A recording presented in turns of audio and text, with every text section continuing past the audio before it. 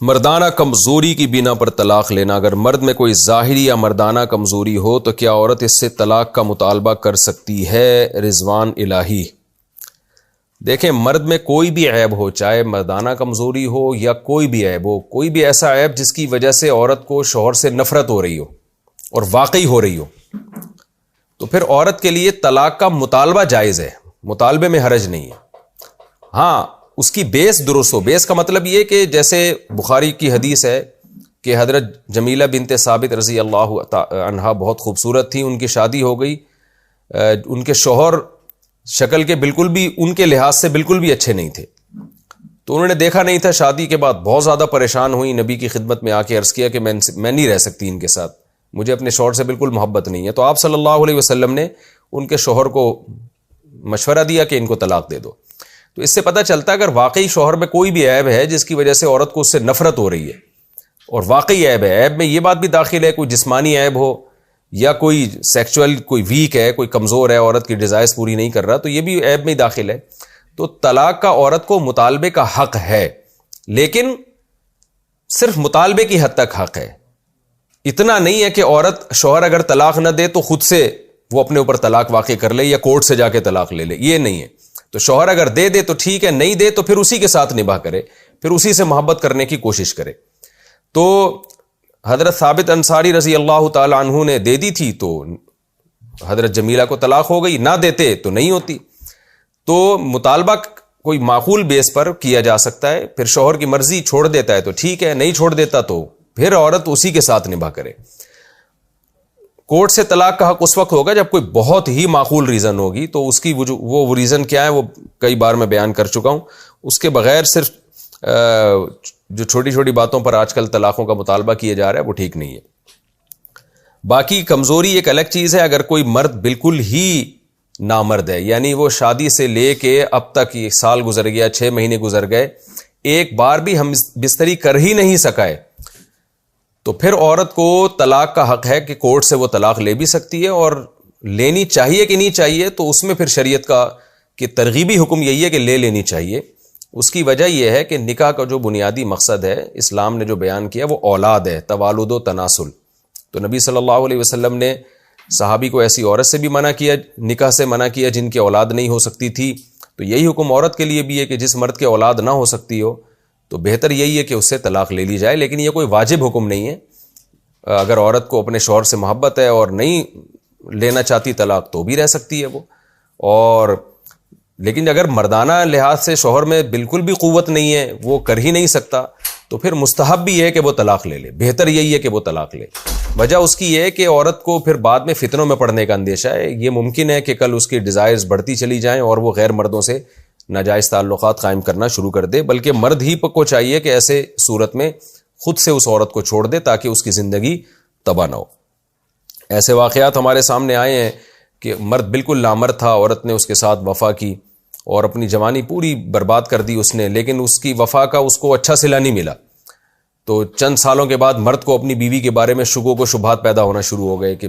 تو یہ شیطان کو بہت سارے موقع ملتے ہیں۔ تو اگر بالکل ہی کوئی نامرد ہے اور علاج بھی نہیں ہو سکتا تو پھر ایسی صورت میں بہتر یہی ہے کہ اس سے علیحدگی کا مطالبہ کیا جائے۔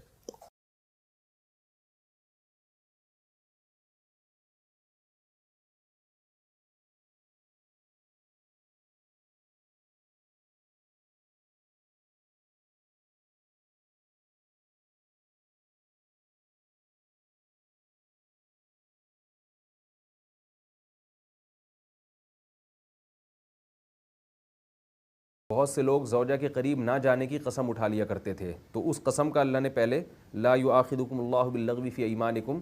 میں اس کی طرف اشارہ کر دیا، اور اس سے پہلے اللہ تعالیٰ نے زوجہ سے کس طرح سے ہم بستری جائز ہے اور کون سی قسم ناجائز ہے اس کا تذکرہ کیا۔ تو اب اسی مناسبت سے اسی نوعیت کا ایک اور مسئلہ بیان کیا جا رہا ہے۔ عرب میں عادت تھی کہ عورت پہ یہ ظلم کیا کرتے تھے کہ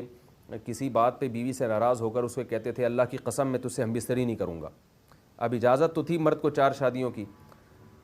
تو وہ کیا بلکہ زمانہ جاہلیت سے پہلے تو 4 سے بھی زیادہ شادیوں کی اجازت تھی، تو وہ کیا ہوتا تھا اس بیچاری عورت کو لٹکا کے چھوڑ دیتے، اور وہ نہ اپنی جو سیکچول ڈیزائرز تھیں وہ کہیں حلال طریقے سے پوری کر سکتی تھی، اور نہ اس کو طلاق دے کے کہیں اور نکاح کرنے دیتے۔ تو قرآن نے زمانہ جاہلیت کے اس حکم کو ختم کیا اور اللہ نے فرمایا کہ للذین یؤلون من نسائہم، جو لوگ بھی اپنی بیوی کے قریب نہ جانے کی قسم اٹھا لیں، تربص اربعۃ اشہر، تو ان کو 4 مہینے کا انتظار کرنا ہے۔ کیا مطلب 4 مہینے تک تمہارے پاس آپشن ہے کہ تم رجوع کرو یا اس کو چھوڑ دو۔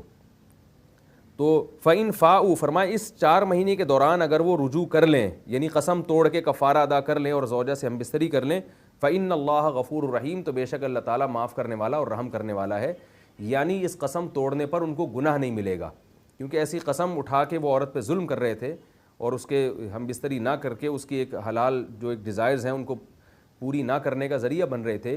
اس لیے اللہ نے فرمایا کہ اگر یہ قسم توڑ دیں تو اللہ تعالیٰ غفور رحیم ہے۔ وَإِنْ عَزَمُوا الطَّلَاقَ، اور اگر یہ طلاق ہی کا ارادہ کریں میں، طلاق کا ارادہ یہاں قسم نہ توڑنے سے کنایہ ہے۔ یعنی کیا مطلب، اگر وہ قسم نہیں توڑتے تو پھر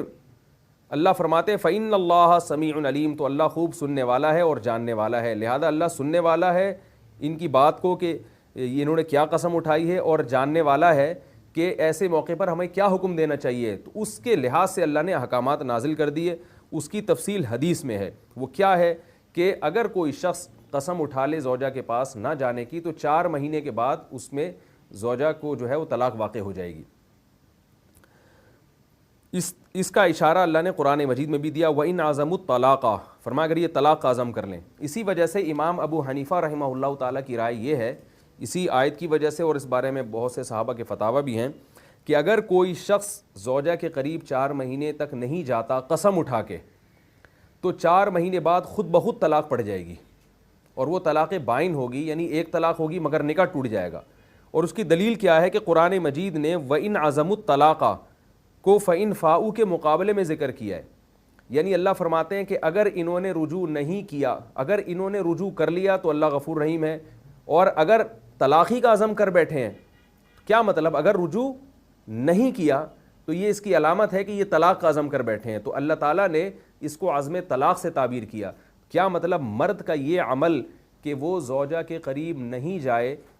اس عمل کو اگر کوئی شخص اس عمل پر قسم اٹھا لے اور 4 مہینے تک اس قسم پر قائم رہے، تو اللہ تعالیٰ نے اس عمل کو عزم طلاق سے تعبیر کیا ہے۔ کیا مطلب مرد کا یہ عمل طلاق سمجھا جائے گا۔ تو اسی وجہ سے امام ابو حنیفہ رحمہ اللہ تعالیٰ کا مذہب یہ ہے کہ اگر مرد قسم اٹھا لے اور 4 مہینے بیوی کے قریب نہ جائے تو عورت کو خود بخود طلاق واقع ہو جاتی ہے۔ وجہ اس کی یہ ہے کہ مرد نے اس پر ظلم کیا تو شریعت پھر عورت مرد سے اختیار سلب کر کے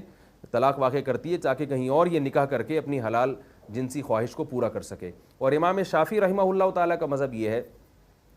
کہ عورت کو خود بخود طلاق واقع نہیں ہوگی، البتہ عورت کو بذریعہ عدالت طلاق لینے کا حق حاصل ہو جائے گا۔ عورت عدالت میں مقدمہ دائر کر کے جج کے سامنے یہ ثابت کرے اور پھر جج اس پر طلاق واقع کرے گا۔ تو دونوں میں تھوڑا سا اختلاف ہے، لیکن اس کا حاصل یہی ہے کہ ایسی صورت میں عورت کو بہرحال طلاق کا اختیار ہو جاتا ہے۔ تو امام ابو حنیفہ اور امام شافعی کے اختلاف کا جو ثمرہ ہوگا وہ یہ ہوگا کہ امام ابو حنیفہ کے نزدیک تو خود بخود طلاق واقع ہو جائے گی، اور امام شافعی رحمہ اللہ تعالیٰ کے نزدیک عورت کو اختیار ہوگا کہ وہ اسی مرد کے ساتھ زندگی گزارنا چاہتی ہے یا بذریعہ عدالت طلاق لینا چاہتی ہے۔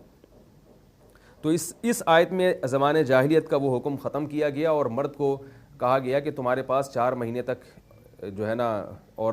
جذبات سے کھیلنے کا تمہیں موقع دیا جا رہا ہے۔ 4 مہینے تک تم اپنا غصہ ٹھنڈا کر کے یا تو رجوع کرو، نہیں رجوع کیا تو پھر معاملہ عورت کے ہاتھ میں چلا جائے گا۔